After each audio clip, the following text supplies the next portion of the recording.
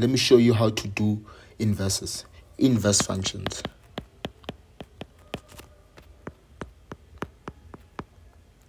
So an inverse function, it's basically a reverse function. I can say so. I just like to say and put it simple. Where there's where there's x, there's y. Where there's y, there's x. So right now, let me make an example. Y is equals to x plus 1. What is an inverse of this? So I always give recipes. Now you can call me Mr. Pi from Pi Tutoring. So step 1, I always give recipes. This is a recipe. Step 1, when doing an inverse, exchange y and x. So let's deal with this in that form. So we're gonna say y and x. So let's exchange y and x. So that means it will be what? X will be here, y will be here. Then this is how it is. So this is this now. This is this. So I don't know. I hope you get it. So right now, so the key, step 2.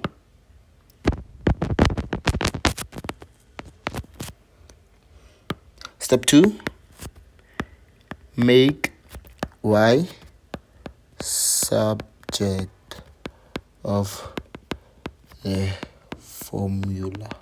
So how can we make y subject of the formula? We're just gonna take y here has to be by itself.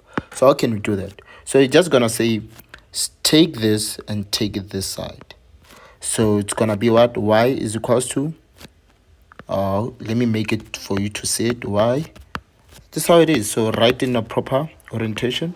No, then that's how it is. Then step 3, there's no step 3. That's how it is. No, so there are more steps when you come to logarithm and stuff like that. So it's only 2 or 3 steps. So right now, but there's a way to show an inverse. Let's say our function at first was given as f of x minus 1.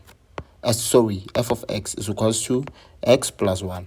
So when you want to show that it's an inverse has its own notation. This is a notation. We call it a notation.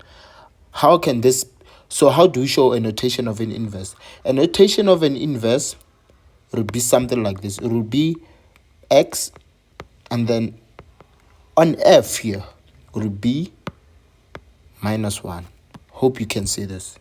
It will be minus 1. It will be f minus 1, f of x, then continue x plus 1. This is how you write this is how you represent an inverse. This is a notation. So what you're gonna do, you're gonna represent our inverse as what? As a normal notation that we should use for inverses. So this is an inverse of a function. This is how we do. But right now, let's get into what grade 12 needs.